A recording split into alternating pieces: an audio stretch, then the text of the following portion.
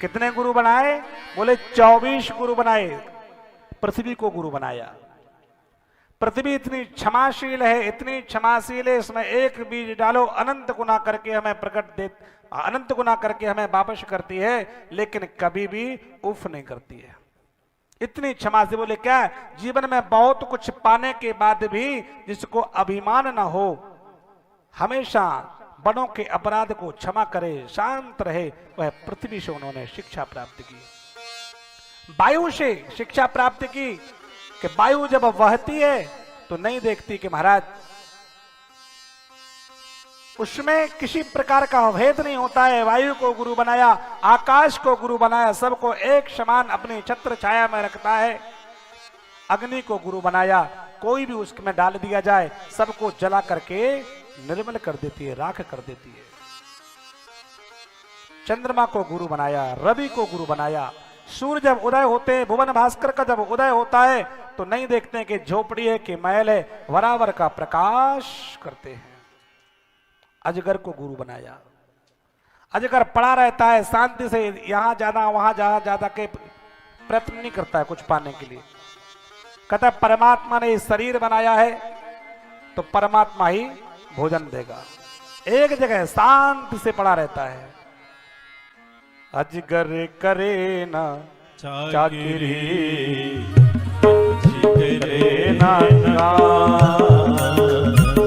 अजगर करे ना चाकिरी, पंछी करे ना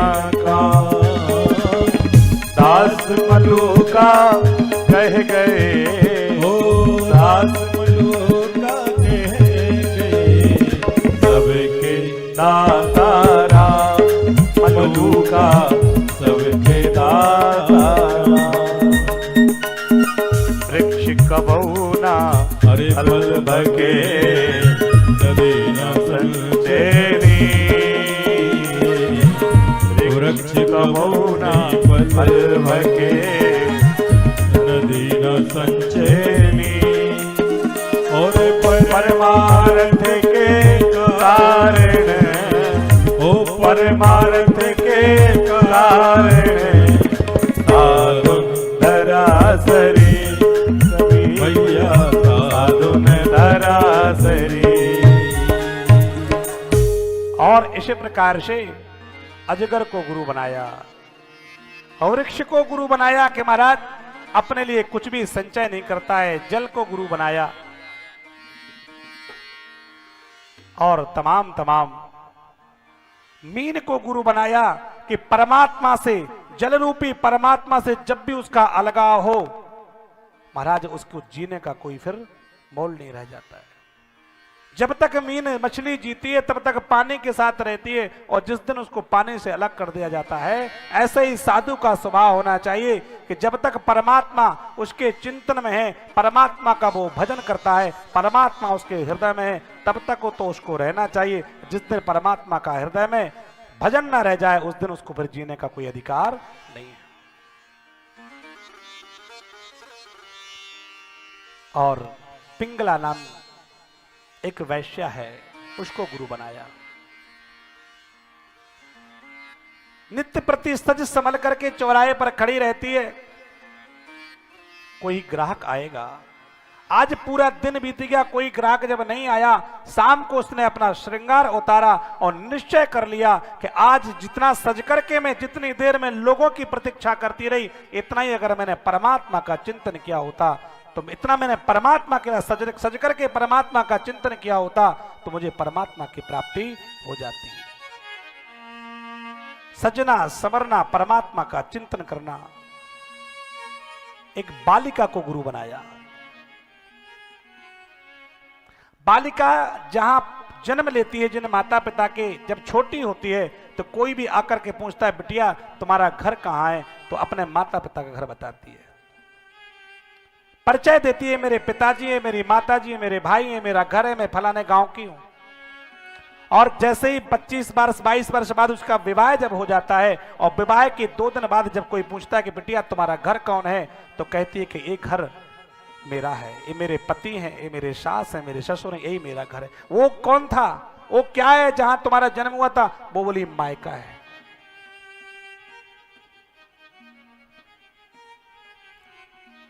बेटी कुमारी को गुरु बनाया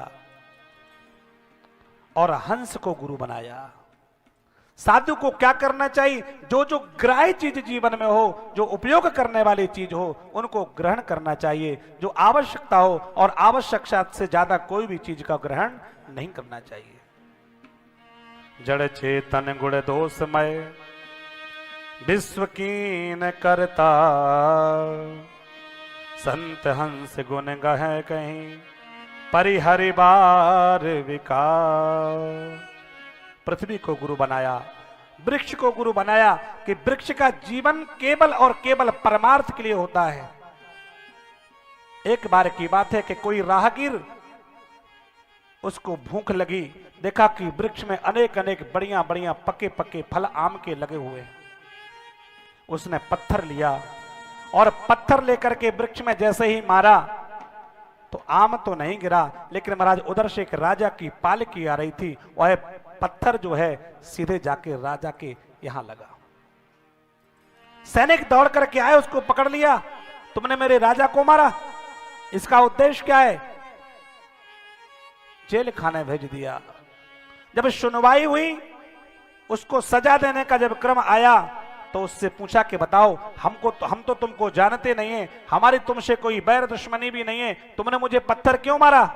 कहा प्रभु, मैं तो देखा ही नहीं कि आप उधर से आ रहे हैं, मैंने आपको पत्थर नहीं मारा, मैं तो उस वृक्ष में पत्थर मार रहा था कि मुझे भूख लगी थी, आम का फल जो है नीचे आता, मैं उसको खा करके अपने उदर की तृप्ति करता। आहा, ऐसे जब बताया तो उस राजा को चेतना जागृत हो गई।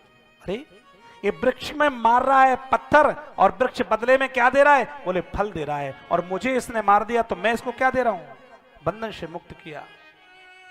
वृक्ष का संपूर्ण जीवन, जो संत होते हैं, संत का संपूर्ण जीवन देने के लिए होता है। वो हमेशा संचय कुछ भी नहीं करते हैं, जो कुछ भी होता है लोगों को बांटते हैं। और बांटने का मतलब यही नहीं होता है कि केवल और केवल धन बांटा जाए।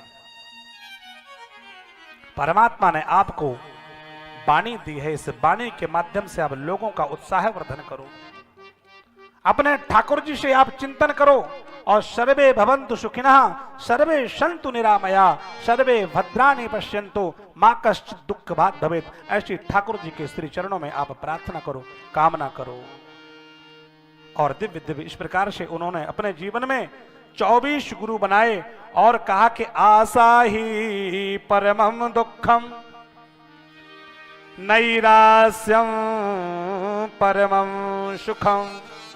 क्या करना है? बोले जीवन में सब कुछ करने के बाद भी किसी से आशा नहीं करना है, क्योंकि आशा ही दुख का परम कारण है। सब कुछ करते रहो लेकिन किसी से आशा मत करो। ये सारा संपूर्ण जीवन